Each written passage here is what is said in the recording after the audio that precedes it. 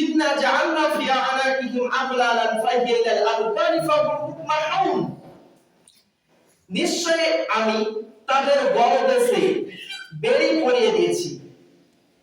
গলদেশের মধ্যে কি পরিয়ে দিয়েছে বলতো? বেড়ি।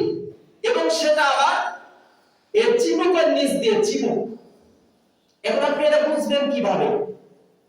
আয়াতের সানের যদি আমরা আপনাদের সামনে একটু কয়েক মিনিট বলি তাহলে বুঝতে পারবেন।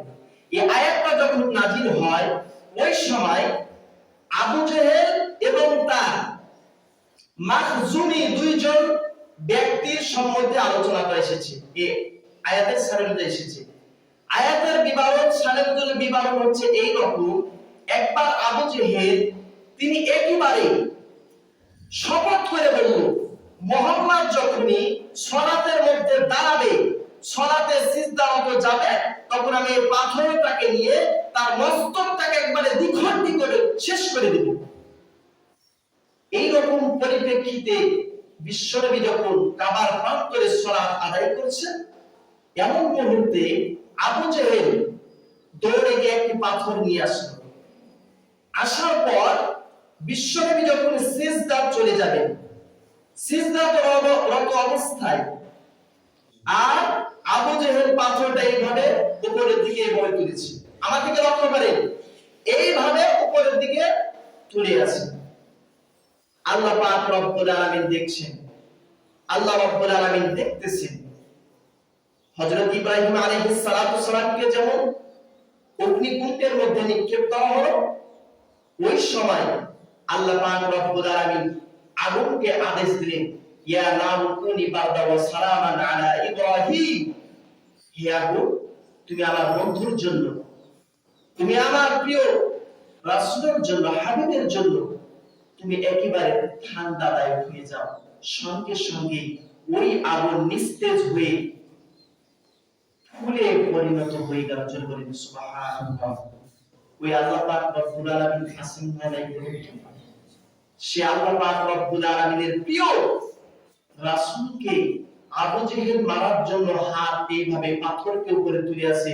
তাহলে ওই আল্লাহ তাআলা ওই বিশ্বনবীকে প্রোটেকশন দিবে না? দিবে কি না বলুন তো? বিশ্বনবী দেখতেছেন। সঙ্গে সঙ্গে আল্লাহ পাক রব্বুল আলামিন পাথরটাকে নির্দেশ দিলেন। দেওয়ার সঙ্গে সঙ্গে এই পাথর আবু জেহেলের হাত এইভাবে দুইখান, পাথরের সঙ্গে হাত দুইখানে লেগে গেল। আবু জেহেল এইভাবে বিশ্বনবীকে পাথরটা দিয়ে এইভাবে নিক্ষেপ করবে, এই হাতটা এভাবে চিবুক মানে থুতনির মধ্যে এভাবে লেগে গেল।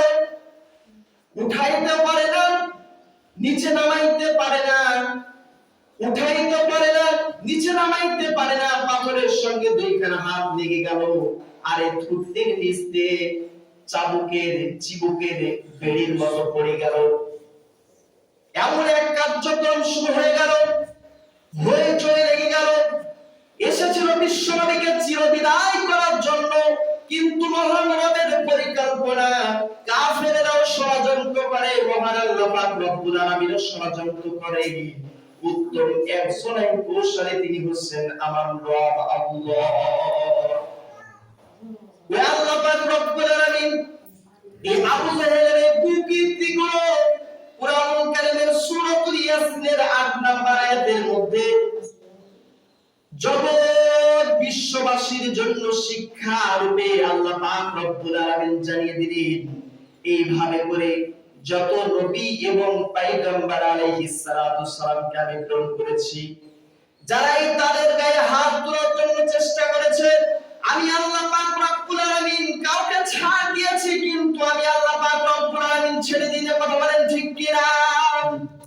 সে কথাই আল্লাহ তাআলা বলেন, ওয়াজআলনা মিন বাইনি আইদিহিম সাদ্দাও ওয়া মিন খালফিহিম সাদ্দান ফাআগশাইনাহুম ফাহুম লা ইবসিরুন।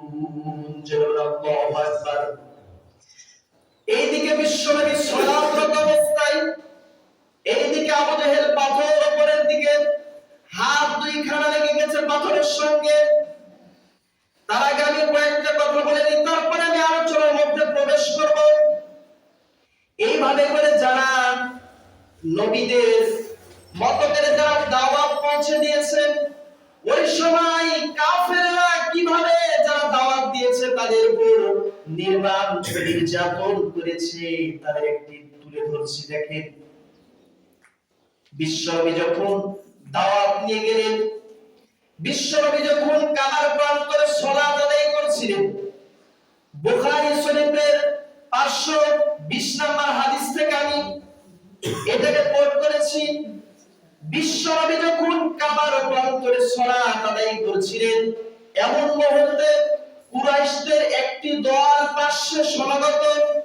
এই কুরাইশদের মধ্য থেকে তারা একে অপরকে বলাবলি করতে লাগলো, কে এমন আছো যে অমুক এলাকাতে একটি উট জবাই করা হয়েছে, ওই উটের রক্ত, গোবর এবং নাড়ি ভুঁড়িগুলো নিয়ে এসে এই মুহাম্মাদের কাঁধের উপর রেখে দিবে। ওই কুরাইশদের মধ্য থেকে একজন দাঁড়িয়ে গেল, পাপিষ্ঠ ব্যক্তি, তার নাম হচ্ছে উকবা ইবনে আবু মুআইত। কি নাম বলা হতো? উকবা ইবনে আবু মুআইত। এই ব্যক্তি দাঁড়িয়ে গেল এবং উটের গোবর, রক্ত, এমনকি নারী ভুঁড়িগুলো সুন্দরভাবে নিয়ে এসে বিশ্বনবী যখন সালাতরত অবস্থায়, এমন মুহূর্তে বিশ্বনবীর কাঁধের উপর এই উটের নারী ভুঁড়িগুলো চাপিয়ে দিল। বিশ্বনবী আর মাথাটাকে উঠাইতে পারে না। বিশ্বনবী সাল্লাল্লাহু আলাইহি ওয়াসাল্লাম তিনি সিজদারত অবস্থায় আছেন। একজন ব্যক্তি দৌড়াতে দৌড়াতে বিশ্বনবীর মেয়ের কাছে চলে গেল, ও ফাতেমা, তোমার আব্বাকে এইভাবে করে কাফেরেরা নির্যাতন করছে, মুশরিকেরা নির্যাতন করছে। এই ফাতেমা ছিল ছোট্ট বালিকা, তিনি দৌড়ে এসে বিশ্বনবী সিজদারত অবস্থায় আছে আর উটের নাড়ি ভুঁড়িগুলোকে সরিয়ে দিলেন। এইভাবে করে বিশ্বনবী রাহমাতুল লিল আলামিনকে নির্যাতন করেছিলেন। আরেকটি বর্ণনা বলছি, এটা হচ্ছে সহিহুল বুখারীর 4815 নম্বর হাদিস। আল্লাহর নবীর একজন বিশিষ্ট সাহাবী, নাম তার হচ্ছে আব্দুল্লাহ ইবনে আমর ইবনে আস রাদিয়াল্লাহু আনহুর নিকটে একজন ব্যক্তি বললেন, বিশ্বনবী যে কালেমার দাওয়াত দিয়েছে, দাওয়াতের মধ্যে কিভাবে তাকে বাধা প্রয়োগ করা হয়েছে তোমরা কি বলো তো? হযরত আব্দুল্লাহ ইবনে আমর ইবনে আস রাদিয়াল্লাহু আনহু ব্যক্তিকে বললেন, বিশ্বনবী যখন সালাতরত অবস্থায় আছেন, এমন মুহূর্তে এই যে খেজুরের রসালো পাকা দড়িটা বিশ্বনবীর এই গলার মধ্যে পেঁচিয়ে দিয়েছে, আর এইভাবে তারা টানাটানি করতেছে।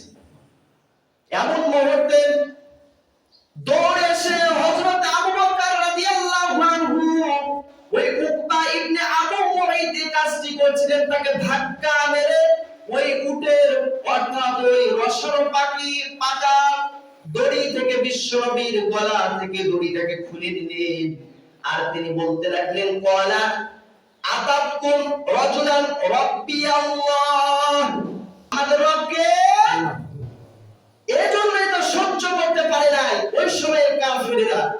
বিশ্বনবীর উপর উটের নাড়ি ভুঁড়িগুলো তার গলার উপর চাপিয়ে দিয়েছে, বিশ্বনবীকে মারার জন্য পাথর নিক্ষেপ করেছে, বিশ্বনবীকে মারার জন্য ওই খেজুরের রশি দিয়ে গলার মধ্যে পাকিয়ে তাকে চির বিদায় করার ষড়যন্ত্র করেছে। কথা বলেন মুসলমান, ঠিক কিনা? ওই জামানার কাফেররা।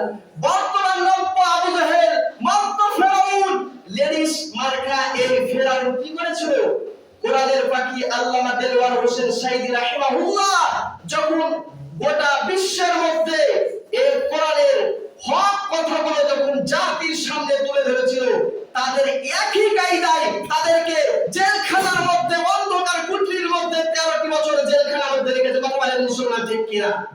সেই জামানার কাফেরদের আর বর্তমান নব্য ফেরাউনদের একইবারে হুবাহুব মিলে যাবে, দেখবেন। এক। দুই নাম্বার, বিশ্বনবীর যারা অনুসরণের সময় ছিল তাদের উপর কঠিন নির্যাতন চলছিল, বিশেষ করে হযরতে বেলাল, হযরতে সুমাইয়া, হযরতে খাব্বাব খুবাইব রাদিয়াল্লাহু আজমাইনদের উপর। আমরা তো দেখেছি, ঘটনা তো জানি, হযরতে বেলাল রাদিয়াল্লাহু আনহু উত্তপ্ত বাড়ি কোণার মধ্যে শুয়ে দিয়েছেন এবং তার বুকের উপরে একটি ভারী পাথরকে নিক্ষেপ একবারে রেখে দিয়েছেন। আর তিনি তারা বলতেছেন তোমরা এই তাওহীদ ছাড়ো। তিনি বলছেন না, আমার জীবন দিয়ে দেব, কিন্তু আমি বাতিলদের কাছে কখনো আমার শির নত করতে পারবো।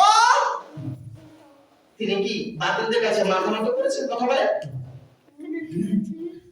আল্লাহ নবী সাল্লাল্লাহু আলাইহি ওয়াসাল্লামের কাছে একজন সাহাবী বললেন, ইয়া রাসূলুল্লাহ সাল্লাল্লাহু আলাইহি ওয়াসাল্লাম,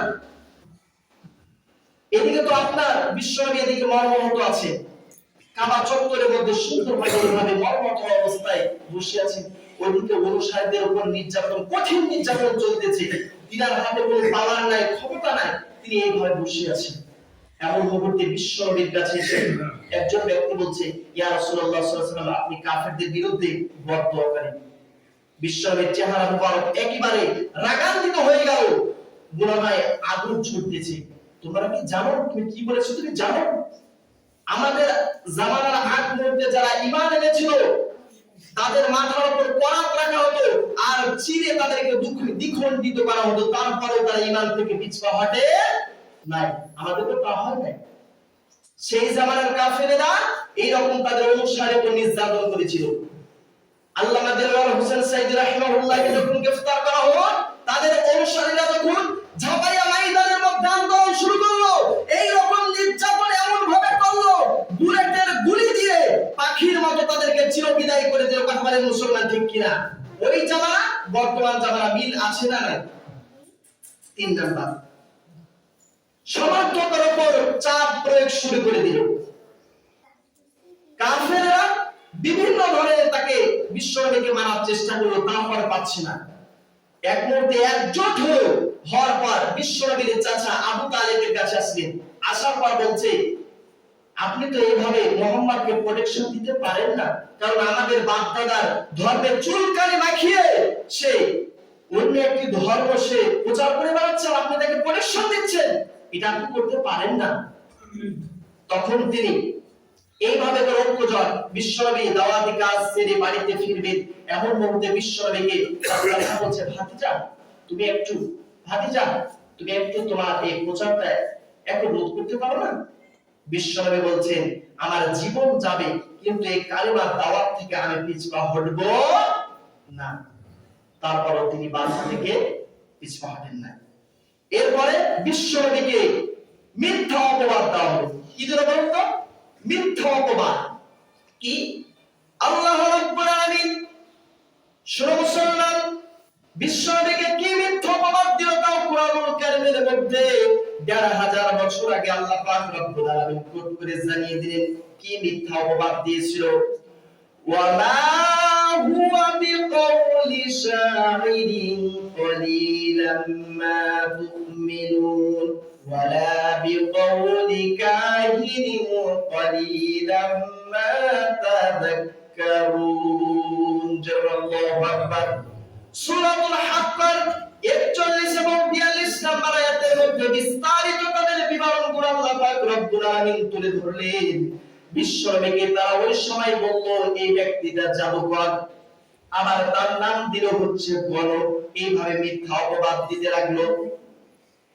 সেই জামানার কাফেররা ইসলাম প্রচার করার জন্য, তাওহীদ প্রচার করার জন্য বিশ্বনবীকে মিথ্যা অপবাদ দিল। বর্তমান জামানার মধ্যে আমাদের আলেম উলামারা কোরআনের বাকি আল্লামা দিলওয়ার হোসেন সাইদি রাহিমাহুল্লাহ যখন কোরআনের প্রচার প্রসার কাজ শুরু করলেন, তখন এই ব্যক্তিটার উপর মিথ্যা মামলা দিয়ে 13টি বছর জেলখানার মধ্যে রদ্দ করে দিল। কথা বলেন মুসলমান, ঠিক কিনা? সেই জামানার কথা বর্তমান জামানার কথা একেবারে মিলে যাবে। দেখবেন মিথ্যা অপবাদ দিল। তারা বিভিন্ন তাঁবুতে গিয়ে বলাবলি করতে লাগলো। বিদেশি থেকে হাজিরা যখন সমাগম হলো, এই তোমরা ওর কাছে যাও না, কারণ একজন পাগল আছে, জাদুকর আছে, যে একেবারে পাগল মাজনুন, এই ব্যক্তির কাছে যেও না। আপনি যেটা মানুষদেরকে মানা করবেন সেটাই কিন্তু করবে। তখন ওই বিদেশিরা তারা বলতে লাগলো, দেখি পাগল কেমন, দেখে আসি। এই পাগল দেখতে গিয়ে যতগুলো সময় ব্যক্তিরা গেছে, তারা চিন্তা করতে উস্কো খুস্কো হয়ে থাকে, মাথার চুলগুলো এলোমেলো হয়ে থাকে, দাঁতগুলো অপরিষ্কার থাকে, নাকের মধ্যে ময়লা, কানের মধ্যে ময়লা, শরীরের মধ্যে ময়লা থাকে, অথচ এমন এক নুরানি চেহারা, যার চেহারা দেখে অনেক মানুষ পাগল পারা হয়ে গেছে। আর নেতা আমাদের বলল কি, আর এই জায়গায় ঘুরছে কি? তারা এইরকম ভাবে চিন্তায় পড়ে গেল। এবার তারা শুনতে পেল মহান আল্লাহ পাক রব্বুল আলামিনের পক্ষ থেকে যে কিতাব নাযিল করা হয়েছে, ওই কিতাব থেকে জিনার উপর নাযিল করা হয়েছে, বিশ্বনবী রাহমাতুল লিল আলামিন তিলাওয়াত করেছে। এখন আপনি লক্ষ্য করেন, যার উপর কোরআন নাযিল করেছে ওই নবী যদি কোরআন তেলাওয়াত করে কি যে মধু লাগবে। এখন যদি আমি বলি রসমালাই কি যে মজা, রসগোল্লা খেতে কি যে মজা, চমচম খেতে কি যে মজা, আমি যদি বললাম কিন্তু আপনাদেরকে বোঝাইতে পারবো না, কারণ আপনি যখন খাবেন এটা প্র্যাকটিক্যালি আপনি বুঝতে পারবেন কি স্বাদ লাগে। অনুরূপ ভাবে বিশ্ব নবী যার উপর কোরআন নাযিল হয়েছে সেই ব্যক্তি যদি কোরআনটা তেলাওয়াত করে তাহলে আপনারা বুঝতেই পারছেন কি হবে। মানুষেরা কোরআন যখন বিশ্ব নবী তেলাওয়াত করতে লাগলেন, আর রহমান আল্লামাল কুরআন খালাকাল ইনসানা আল্লামাহুল বায়ান আশ-শামসু ওয়াল কমারু বিহুসবানিন ওয়ান নাজমু ওয়াশ-শাজারু ইয়াসজুদান। আল্লাহু আকবার। এইভাবে করে বিশ্বনবী যখন তেলাওয়াত করলো তারা পাগল পারা হয়ে গেল। তারা পাগল পারা হয়ে গিয়ে তারা দলে দলে কালিমা পড়ে, বিশ্বনবীর হাতে কালিমা পড়ে তারা সকলেই মুসলমান হয়ে গেল। জোরে বলেন সুবহানাল্লাহ। এইভাবে যখন চলতে লাগলো, এদিকে কাফিররা চিন্তা করলো, আরে আমরা পাগল দেখানোর জন্য মানা করলাম, অথচ মানুষেরা যারাই গেল তাদের দলটা ভারী হতে লাগলো। তাকে এবার উপাধি দেওয়া হলো পাগল। বিভিন্ন ধরনের তাকে মিথ্যা মামলা, মিথ্যা অপবাদ দেওয়া শুরু করলো। ঠিক অনুরূপ ভাবে আল্লামা দেলওয়ার হোসেন সাইদী রাহিমাহুল্লাহকেও কিন্তু তারা গ্রেফতারের আগে বিভিন্ন ধরনের মামলা দিয়েছে, মিথ্যা মামলা দিয়েছে না, বলেন তো কি দিয়েছিল? তাকে বানানো হয়েছে রাজাকার, তাকে বানানো হয়েছে ধর্ষক, তাকে বানানো হয়েছে যাকাতের টাকা আত্মসাৎকারী। আরে এগুলো তো মিথ্যা, এটা শয়তান পর্যন্ত বুঝতে পেরেছিল। কথা বলেন মুসলমান ঠিক কিনা? সেই জামানের পরিকল্পনা বর্তমান জামানার পরিকল্পনা মিল আছে না নাই? সেই কথাই আল্লাহ তাআলা বলছেন, ওয়াজআলনা মিন বাইনি আইদিহিম সাদ্দাও ওয়া মিন খালফিহিম সাদ্দান ফাআগশাইনাহুম ফাহুম লা ইবসিরুন। আল্লাহু আকবার। এবার শুরু হয়ে গেল, তারা বিভিন্ন ধরনের মিথ্যা দিতে লাগলো, মিথ্যা অপবাদ দিতে লাগলো। কি মিথ্যা অপবাদ? এবার দেখেন এখানে একটা বিশাল লম্বা একটা ইতিহাস আছে, আমি সেদিকে যাচ্ছি না, একবার সংক্ষিপ্ত বলেছি। একজন ব্যক্তি মারা গেছে, একজন মহিলা মারা গেছে। আশপাশ থেকে কিছু মহিলারা তার লাশটা দাফন করার জন্য, তার লাশটাকে ধোয়ানোর জন্য এসেছে। আসার পর এর কয়েকজন মহিলা, যে ব্যক্তি যে মহিলাটি লাশ ধোয়াচ্ছে, গোসল করাইতেছে, গোসল করাইতে করাইতে একজন মহিলা তিনি তার এই রানের মধ্যে হাত দিয়েছে। দেওয়ার পর একটি বাজে মন্তব্য করেছে। কি করেছে বলুন তো? বাজে একটি মন্তব্য করেছে।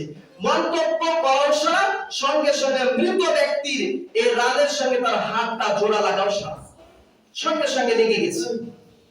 মানুষের উপর হইহল্লা শুরু হয়ে গেছে। একজন মৃত মানুষের, জীবিত মানুষের হাত লেগে গেছে। এখন কি করা যায়? টান দেয় সরে না, টান দেয় সরে না, সিমেন্টের মতো একেবারে শক্ত হয়ে গেছে, আর কেউ টেনে সরাইতে পারছে না। ওই সময়কার ইমামদেরকে বলা হলো কি করা যায়।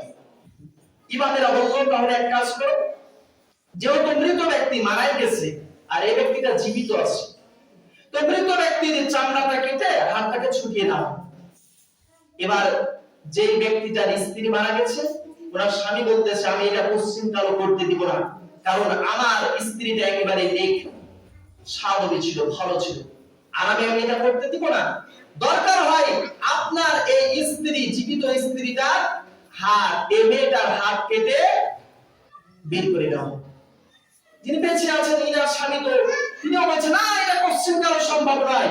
কারণ হচ্ছে এই ব্যক্তিগুলো আপনার স্ত্রী মারা গেছে, আপনাকে উপকার করতে এসে এরকম কার্যক্রম হয়েছে, আপনি হাত কেটে নেবেন, কোশ্চেন কারো সম্ভব না। এবার গ্রামের ইমামে কাজ হলো না, জেলার ইমামকে ডাকা হলো, জেলার ইমামও কাজ হলো না। পরিশেষে মদিনার ইমাম, সেই সময় ইমাম জাস্টিস ছিলেন ইমাম মালিক রাহিমাহুল্লাহ, চিৎকার আল্লাহু আকবার। ইমাম মালিককে যখন এই ঘটনাটা পুরা ঘটনাটা খুলে বলা হলো, তিনি এবার আসতে চাইলেন, তোমরা রেডি করো সবকিছু। মহিলাদেরকে একটা পর্দার অন্তরে দেখে দিলেন এবং ইমাম, মদিনার ইমাম একেবারে প্রধান বিচারপতি, তিনি কখনো এমনিতে কোনো কথা বলে নাই। তার হৃদয়ের মধ্যে ধারণা আছে কোরআন এবং বিশ্বনবীর জবানকৃত অসংখ্য অবৈধ হাদিস তার মুখস্থ চিৎকার আল্লাহু আকবার। সেই ইমাম এসেছেন এটার মোকাবিলা করতে। এখন কি করা যায়? তারা একত্রিত হলো, সকলে আছে এখন উপস্থিত। ওই পর্দার অন্তরে আছে মহিলারা, তারা ওই দিক থেকে এবার ইমাম মালিক রাহিমাহুল্লাহ এসে ওই মহিলাকে বলছে, এই তুমি আমাকে চিনো? আমি হচ্ছে মদিনার ইমাম, আমি হচ্ছে প্রধান বিচারপতি, আমি যেটা বলবো সেটাই হবে। তুমি সত্যি করে বলো, এই মহিলাটার সঙ্গে, এই মৃত মহিলাটার সঙ্গে তুমি কি করেছিলে যার কারণে তোমার হাত পা লেগে গেছে? তিনি বলতেছেন, কই কিছু না তো। বলছে না, আমার মিথ্যা। এবার ইমাম মালিক রাহিমাহুল্লাহ পবিত্র কুরআনুল কারীমের আয়াতে তিলাওয়াত করলেন, ওয়া তাম্মাত কালিমাতু রাব্বিকা সিদকান ওয়া আদলা লা মুবাদদিলা লিকালিমাতিল্লাহ ওয়া হুয়াস সামিউল আলীম। আল্লাহু আকবার। ইমাম মালিক রাহিমাহুল্লাহ তিনি বলতেছেন, আল্লাহ পাক রব্বুল আলামিন এই কুরআনুল কারীম এমনিতে নাযিল করেন নাই। এই কুরআনুল কারীমের মধ্যে তিনটা জিনিস সত্য। তার এক নাম্বার হচ্ছে আল্লাহ পাক রব্বুল আলামিন এই কোরআনে যত কথা দিয়েছে এগুলো হক, এগুলো সত্য, কখনো মিথ্যা হতে পারে না। জোরে বলেন আল্লাহু আকবার। এরপরে দুই নাম্বার বলতে লাগলেন, এই কুরআনুল কারীমের মধ্যে আমার আল্লাহ পাক রব্বুল আলামিন ন্যায় ভিত্তিক, ইনসাফ ভিত্তিক কায়েম করে গেছে, এটা কখনো মিথ্যা হতে পারে না। তিন নম্বরে তিনি বললেন, কিয়ামত পর্যন্ত এই কুরআনুল কারীমের একটি আয়াত, একটি শব্দ পরিবর্তন হওয়া সম্ভব না। এইভাবে করে তুমি যে কথাগুলো বলছো এগুলো পুরোপুরি মিথ্যা, সত্য করে বলে না। এই মহিলা, তুমি সত্য করে বলো, এই মৃত ব্যক্তির সঙ্গে তুমি কি আচরণ করেছো যার কারণে তোমার হাতটা এই মৃত ব্যক্তির সঙ্গে লেগে গেছে, তুমি বলো। সকলে বর্ণপাত করে একেবারে চাতক পাখির মতো চেয়ে আছে কি হয় কি না হয় জন্য দেখার জন্য। সঙ্গে সঙ্গে এবার ভয় পেয়ে গিয়ে মহিলাটা বলল, এই মহিলার পুরুষ সঙ্গে যখন আমি তার অনুটাকে যখন লাগিয়ে দিলাম, পরিষ্কার করছিলাম, ধোয়ানোর সঙ্গে মুহূর্তে আমি বলতেছিলাম, এরকম মন্তব্য করেছিলাম, তুমি উপরে ফিটপাট আর ভিতরে সদরঘাট। আমি দেখেছিলাম ওই সময় একজন পরপুরুষের সঙ্গে মেয়েটা হেঁটে যাচ্ছিল। আমি মনে করছিলাম ওই ব্যক্তিটার সঙ্গে মনে হয় এই কাজ করেছে, অথচ ওই মহিলাটা এই কাজ করে নাই। কারণ আমরা দেখতে পাই চোখে যদি একটা মহিলা হেঁটে যায়, তার পাশে যদি একটা ছেলে হেঁটে যায়, আমরা মনে করি মনে হয় সঙ্গে কিছু আছে। এই যে কুধারণাটা করেছে, এটা হতে পারে তার স্বামীও হতে পারে, তার সন্তানও হতে পারে, অথবা তার মেয়েও হতে পারে, তার খালাও হতে পারে। আর আপনি আন্দাজে একটা অনুমান করে কথা বললেন, এই আন্দাজ অনুমানে যদি কথা বলে তোমার কি হবে?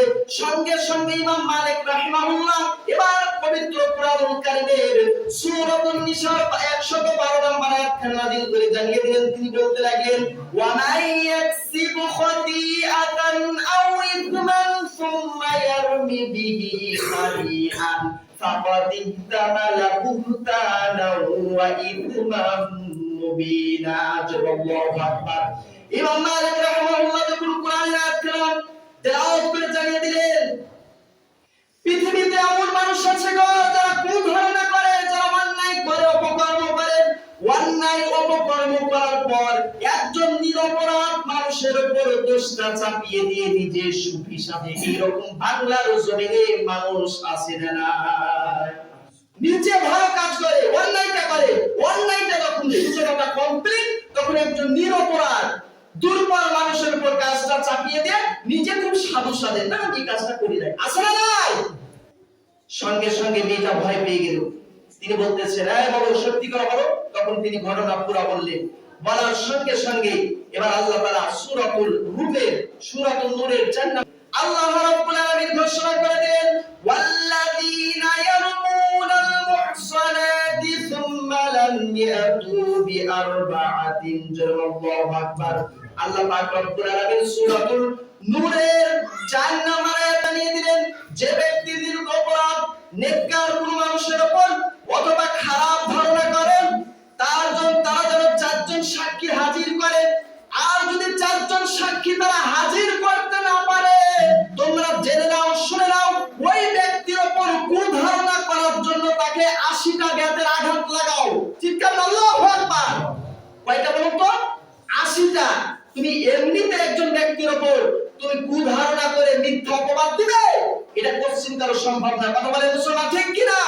এইরকম যদি ইসলাম যদি কায়েম হয়ে যেত, কোরআন দিয়ে যদি রাষ্ট্র চলতো, তাহলে পরে আল্লামা দেওয়ার হোসেন শহীদ রাহিমাহুল্লাহ সহ যতগুলো আলেম ছিল, প্রত্যেকটা আলেমকে যারা মিথ্যা মামলা দিয়ে কাউকে ধর্ষক বানিয়েছে, কাউকে যাকাতের টাকা আত্মসাৎকারী বানিয়েছে, এমনকি ডক্টর মিজানুর রহমান আজহারীকে বাংলাদেশে থাকতে দেয় না, এইরকম কুলাঙ্গারের ব্যাপারে আল্লাহ পাক রব্বুল আলামিনের আয়াত একবারে তিলাওয়াত করে তাদেরকে 80টা বেতের আঘাত দেওয়া হতো। কথা বলে মুসলমান, ঠিক কিনা? এবার মহিলাকে 80টা বেতের আঘাত দেওয়ার জন্য প্রস্তুত হতো। এই মহিলা, তুমি 80টা বেতের আঘাত তুমি এখন সহ্য করো। তারপর 80টা বেতের আঘাত শুরু হলো। 79টা যখন হয়েছে, তারপর ওই মৃত ব্যক্তির হাতটা ছুটছে না। তখন ইমাম মালিক রাহিমাহুল্লাহ বলছে, যদি না ছুটে তাহলে কি হবে? এর শরিয়া বিরোধী হচ্ছে, তাকে ওই ব্যক্তির সঙ্গে, মৃত ব্যক্তির সঙ্গে না হলে পারে কবরস্থ করা হবে। যখন ওই ব্যক্তিকে বলা হলো, তোমার বেতের আঘাত চালাইতে থাকো, চালাইতে যখন 80টা বেতের আঘাত হয়েছে, সঙ্গে সঙ্গে ওই মৃত ব্যক্তির কাছ থেকে হাতটা ছুটে গেছে। চিৎকার করো আল্লাহু আকবার।